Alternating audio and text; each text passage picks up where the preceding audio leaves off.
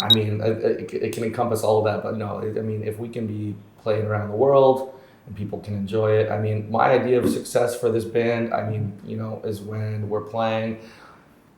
I mean, it's an amazing thing if I can play overseas somewhere and people are screaming our lyrics back to you. Like, I don't know if you've ever experienced that before, but it's really it's a religious experience. Like it's beautiful. The Jakarta fans or Indonesian fans, they are wild. Okay. Yeah. How wild? I think they're quite wild. Yeah, like I think they're passionate. I think there's going to be people grabbing. Okay. I mean, we love an interactive show. I hate barricades. I hate being separated. I want to be with the people. Okay. I just want it to pop off. You know. Okay.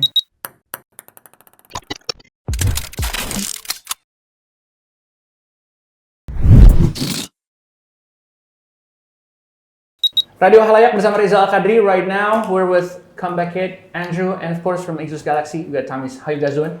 Chilling, yeah. Yeah, doing fine. Get ready for the two-step tomorrow. Let's go. Well, we're here for a couple of minutes and going to be talking about a lot of stuff. But first, though, Wake the Dead is 20 years old, which is wild. When you hear the number, do you feel proud, or do you feel like someone just told you your back is going to hurt tomorrow? No, I feel proud. I know it's good. We've been doing this kind of anniversary a tour for about a year now. We started last February and we're ending it now in Southeast Asia and Australia. You know, it's a record that meant a lot to us, and I think that people relate to this record, and it's, you know, a time that, so we're happy to celebrate it. The back is okay as well? The back's fine. Well, how old are you?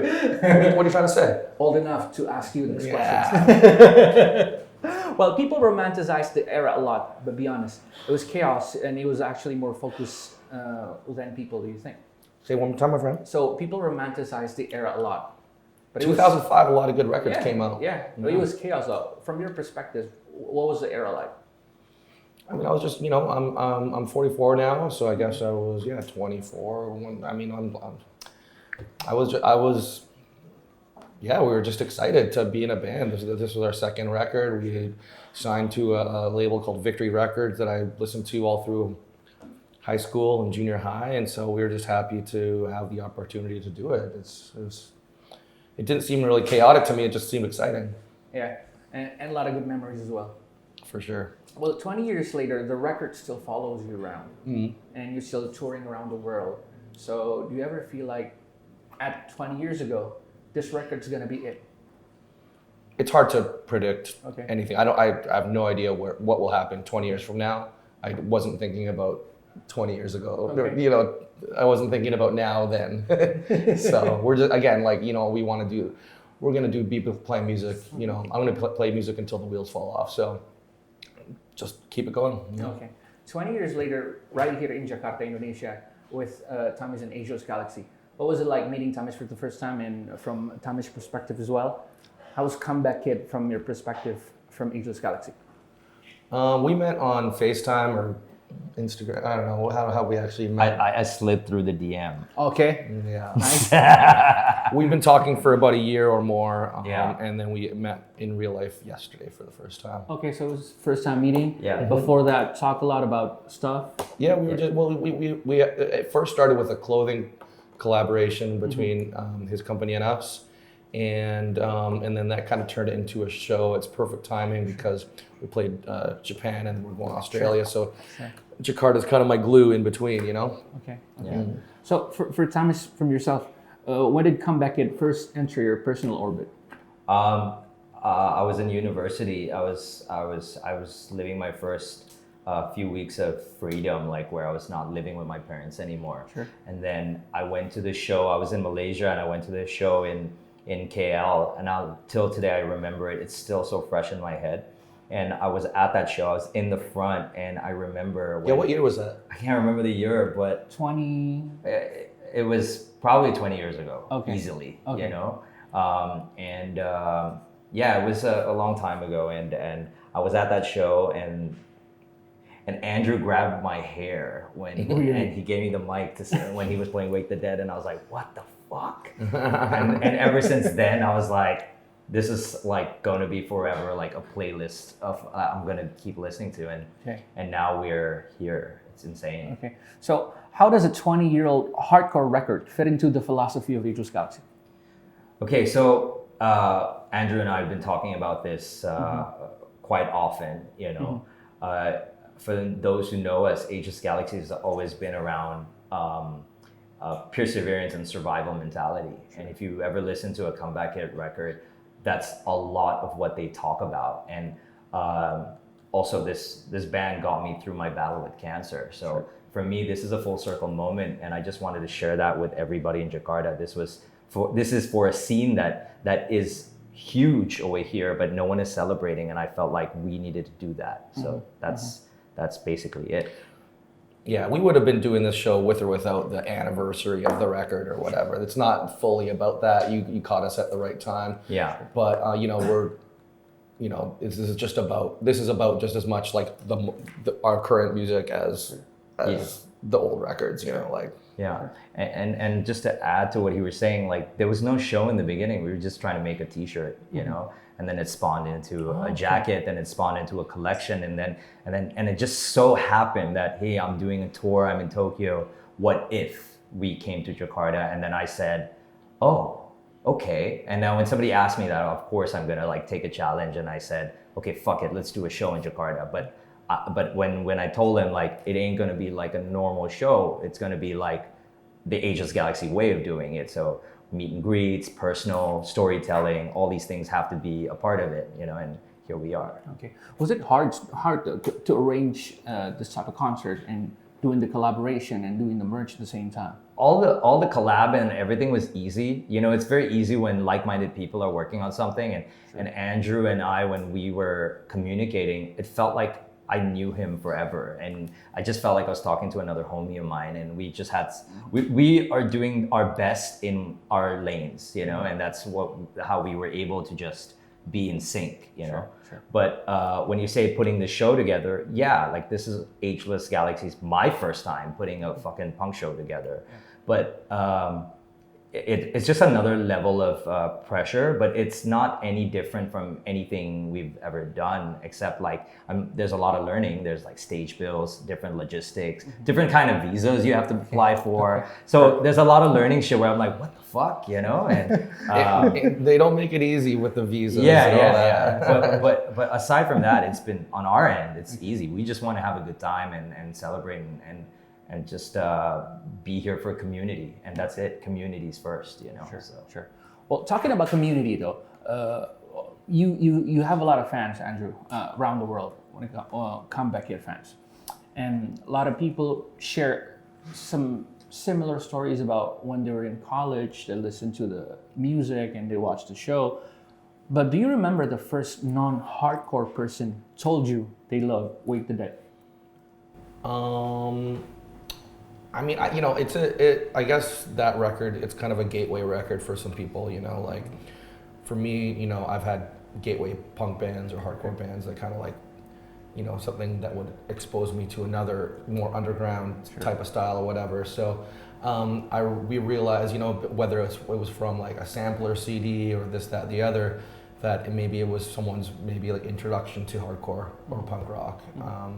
And again, I think it was like right time, right place, and it popped off at a good time. So. Okay. Well, a lot of Gen Zs out there, kids born after this album release, they screams at the lyrics. What was your thought about that?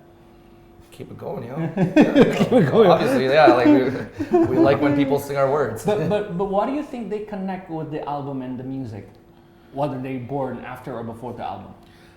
Again, I think people connect with Comeback Kid. It's not just about this album. Okay. Yeah. It's not. It's like so many good songs from other albums.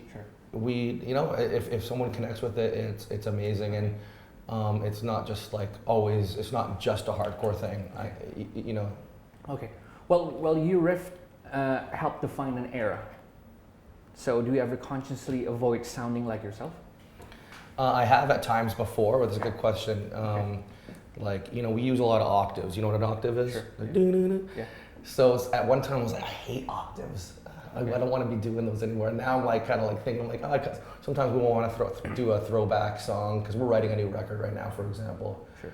And sometimes we want to like, do a song that maybe reminds us of a certain, era or something like that. So we're not ashamed to like lean into it a little bit sometimes. Okay. So expect more after this? Yeah, we're recording a new record this year and gonna be putting it out. So yeah. Oh, new stuff. Mm. All right. Well, Tamish already mentioned about Ageless Galaxy and the DNA. What do you feel about the line of your band, Comeback Kid, and the alignment with the Ageless Galaxy DNA? Oh, we love to do collaborations with brands and people that we like and enjoy, and obviously like when we're going through this, we're picky about what we want to do and how we want things to be perceived. Okay. But yeah, no, it was just again like when we kind of chatted, we kind of hit it off like we knew each other already. So it was very a really fun collaboration to do. Okay. What was the creative process like from Ageless Galaxy? It was pretty straightforward. I just said, "Yo, I design graphics. I'm just gonna send some shit your way." And That's yes, no. You chatted like that on the end? Yeah, and then I did that, and then that's 90% of all my collabs are like that. Everything was on WhatsApp. Everything organic. Yeah, it was just for sure. And then he picked what he liked, and I understood like the direction, and I just said, "Okay, this is how we're gonna do it." His only ask was, "Can we make an Oasis style parka jacket?" And I said, "Fuck yes." Oversized. Yeah, and this was before the reunion of Oasis. Like we were already talking about it, and then when I was in New York, I see Oasis doing a pop-up right opposite a pop-up I was doing with Jeff Staple, and I was like, "The fuck?" Like, so Oasis is back now, I guess, And of course, Oasis plays a big role in everyone's lives, even mine, and it was just kind of cool to take a nod at like a cool rock and roll band, but this is the hardcore take on that. And I mean, for us tall guys, we need long clothes, I don't want to be like pulling down all the time, And to hide the bellies and stuff. Exactly. No, but just aside from that, like when I told Andrew about, okay, we're gonna make merch, however, it's not gonna be like any band merch. We wanted to be functional. We wanted to work on the best materials. Like I told him like everything we do at Ageless has always been cut and sew. We find fabrics. We go through like blood, sweat, and tears to make it perfect, right? And that's kind of like where when we worked on this jacket, it's waterproof. It's got reflective hits. He likes to ride bikes, so you can wear it in the rain. You can overize it if it's snowing or whatever. Not that it snows here, but like it's created for a global audience as well as Jakarta audience because it rains a lot over here, right? But the jacket was a big piece out of that, and then we worked on also a trouser, like with reflective like hits on the side. So it's simple, and there's no heavy branding. It's just a label on the back, keeping everything very simple and straightforward. We're focusing on a great quality product, right? And obviously t-shirts and a running hat, So that's kind of like the territory we played in, and nothing too heavy, but like we wanted to share with them that there's a lot of like R&D going on in the products, So, and we arrived, so now it's all available in the store at the pop-up today. Well, Andrew mentioned about the picky side. Yeah. Can you tell us a little bit from the brand perspective? Well, of course, when he gave me the opportunity to say, "Hey, okay, you designed some graphics," so I just went all out, and made a bunch of graphics, and I was like so stoked. I bet he's gonna like this, and this, and then he picked the simplest ones, and I was like, "What the fuck?" But then I was like, maybe I don't have to try too hard. Maybe keeping simple is key. Maybe I picked stuff that I would want to wear. Yeah, and then I kind of understood that, and then I was like, you know what? It's not about graphics. It's not about product. It's about the fact that it's already Ageless Comeback Kid. It's already powerful in the name, And that's why we decided to keep it so minimalistic and focus on product. What do you call it? Quality than being loud and graphic-y, So why do you pick the simplest one, not the loudest one? I don't know. This is just my taste, I guess. Okay. I guess this is just growing up, I guess. Yeah. For sure. Yeah. Well, more serious question about Comeback Kid and from you as well. What does success mean from Comeback Kid? Is it about money? Is it about providing, or is it about your music being played around the world? I mean, it can encompass all of that, but no, I mean, if we can be played around the world and people can enjoy it. I mean, my idea of success for this band, I mean, you know, is when we're playing. I mean, it's an amazing thing if I can play overseas somewhere and people are screaming our lyrics back to you. Like, I don't know if you've ever experienced that before, but it's a religious experience. Like, it's beautiful, and you know, it's not about money. It's not about even being the most successful band or whatever. It's just really the passion that we have. And music is, I was telling him earlier, you know, music is, when you write music, it's kind of a gift to yourself, and to be able to reflect on the lyrics that you write. And if people connect to that, that's successful. Yeah, that's great. What does Indonesian fan mean to you? The Jakarta fans, Indonesian fans, they are wild. Okay. Yeah. How wild? I think they're quite wild. Yeah, like I think they're passionate. I think there's going to be people grabbing. Yeah, I mean, the last show that we played here was that Hammer Sonic Festival. Okay, I was there as well. And it was big. It was massive. It was big. I mean, so I'm glad that today or tomorrow we can play a show where it's more intimate. You know, there's not like 5 meters barricade in between us. We're going to be right there. Still barricade. Yeah, we can afford it. And also awesome that we are playing in the middle of the city. Okay. Yeah. Not like a suburb outside or something. Actually, I would like to add to that one. Sure. So when we decided that, okay, we're gonna do this show, I asked Andrew, where do you want to play? You know, give me an idea so I can kind of figure out like location. And he was like, I want to do a club. And when he said that, I immediately went back to me in university at the Zouk club that he played in KL with like the crew. And I was like, I totally understand what that show is gonna look like, right? And then I was like, okay, we did a collab with Zoo a couple of years ago. So I called up the boys at Zoo. Shout out to Jovian and Axel.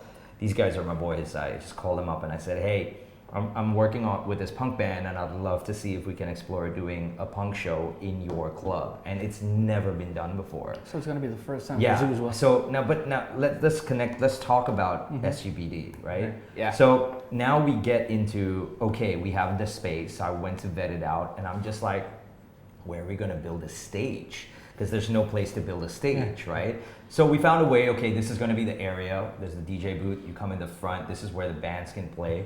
But now this is, if you remember the video clip of Wake the Dead, where it's just a flat this thing, and then you know the old lead singer was singing, and you were on the guitar, and I saw that, and I was just like, I think this is going to be exactly like that music video. Okay. This is exactly that, you know, because there was no barricade. It was just people around the band, and that's exactly what we're trying to achieve over here.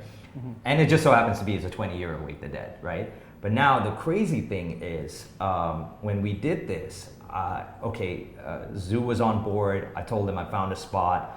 But now in my head over here is we're doing this in SGBD. This is corporate society. This is where the 9-to-5s, the stock exchange, the banks, all the corporate people in Jakarta City are going to be working. And we are throwing a punk rock show. Isn't that crazy? Yeah. It doesn't get any more punk rock than that. You know what I mean? Like, and I think that was kind of like where I felt like we are fucking doing this and it's going to be sick, right? And Zoo doesn't allow shorts. Okay. But we are allowed shorts. Okay, no shorts. On the day. Yeah. Just no sandals because we want to see your fucking feet. You know what I mean? But Zoo said today, on the day of the show, we allow shorts. You know. But yeah, shout out to Zoo for holding this down and I showed you the venue last night, and I was so nervous because I was like, did we pick the right place? Is this going to be correct? Of course, I want this to be done right. And this dude walked in there, and he's like, whoa, you know? So, and I was like, okay, we're good, right? So that's the clearance you got. I just needed the green light, you know? And I think Andrew was on the same frequency, and I kept reminding them since they landed, don't expect what happened in Tokyo and all these arenas that you're like playing at. This is intimate and this is no barricade. So just be ready to just deal with the situation. So I guess it's safe to say the show's going to be different. This time is going to be different. I mean, we love an interactive show. I hate barricades. I hate being separated. I want to be with the people. I just want it to pop off, you know? Okay. So you expect some stage dive? Well, I don't know. I think the stage is maybe 1 foot high, so if they can jump in high enough, then Yeah, I mean, maybe no jumping real high because the ceiling's also not that high, you know. Okay. So, Okay. yeah. no, we're used to playing all types of venues, and that's the like the cool thing about being a band like Comeback Kid. Like, we can support some, you know, if we support a bigger band or do a festival, you know, we'll have a bigger, bigger stage or like barricade and all that. But we are very, very used to playing small, intimate venues. Like it's kind of what we're about. So, but that's again, like that's the great thing about being in a band like this is we are able to do different types of things, and no day is the same. Okay. Yeah. Well, getting back to the question though, when we talk about collaboration, a lot of new listeners. And when we talk about collaboration from brands as well, a lot of people know Ageless Galaxy and probably doesn't know Comeback Kid. And likewise with and that's the point of all yeah, of this. that's the point of collaboration. Well, the question when we get to the music in 2026, what do you hope someone hearing Comeback Kid for the first time in 2026 actually feels? I wish I had a more insightful answer, but I just hope they like it. Yeah, They like it. And you know, they can sense the passion in the music, and you know, I think that we have a lot to say, and I think we have a lot to offer, and you know, if it's nice to, you know, anyone who plays music wants people to enjoy it. So really. Okay, last question for you. If Comeback Kid disappeared tomorrow, no farewell tour, no announcement, what would you actually want the legacy to be? You know, I think again, like CBK, we're tried, tested, and true. We're honest about what we're doing. We've never, you know, like taken the easy way. We've always been honest and really care about our music and care about the people that listen to our music. And we've always really tried just to be like, you know, treat others how we would like to be treated, and we try to treat the people that listen to us and work with us with respect, and you know, we do not take this for granted. I don't, at least. So. Okay, all right. And for Tamish, finally looking for 5 or 10 years ahead, what kind of cultural footprint do you want Ageless Galaxy to leave behind? I mean, we've been leaving a lot of cultural footprints over the years, you know. Everything we've done was always been about putting Jakarta on the map, you know. Everybody that has come to an Ageless Galaxy event know about this. Basically, when I was battling cancer, I almost died, and I bought time. So that time is super valuable, and Ageless Galaxy has always been about, you know, doing the right thing and being a better version of yourself and leaving legacies behind and being remembered for it, right? So when I started doing a lot of the past collabs and everything, it was always around like-minded people, but around fashion territories and stuff like this. And we never really tapped into music. And when it had to be about music, it had to be about one of the bands that like potentially saved my life, you know, just by those lyrics that kept pushing me to survive, right? And for me to be able to do that and come here, it's surreal because I bought more time and I'm just living my life, and I'm just blessed to be able to hang out with people that I admired, and now we're like WhatsApp buddies, you know? So you want to share the kind of energy for 5, 10 years? Yeah, probably. because if there's any kid out there that is trying to like start a band or trying to start a clothing company or trying to like, you know, just doing something to run their own business or whatever it is, right? At least like if there's somebody that is really big into, or maybe somebody's doing something and it's not working out, they can always refer back to what we're doing and be like, wow, they were able to do it, so maybe we should just keep pushing and the door will finally open. The universe always will give you the answer as long as you put in the time and the effort into it. Okay. That's just how life works. It's karma, you know? Yeah, sure. So. And sometimes it starts with a DM. Yeah, I don't know. I drunk messaged him when I messaged him, can I do a shirt for you? Yeah, and I did not expect a response, and then I got that response, and then I just kept pushing on it, and then yeah, and now we're here, like power of Ageless Galaxy. So lesson learned. Sometimes Andrew do read and reply DMs. Sometimes. Anything that you want to say? No, it's good. It's good to take a chance. You're not gonna get a. You're not gonna, just take chances on things, and put yourself out there. I think it's important. All right. Anything that you want to say to the fans? Probably watching you tomorrow. Well, thank you. I hope you enjoy it. All right. That's it. Thank you very much for talking to us from Radio Khalayak, RAD Media. Thank you very much.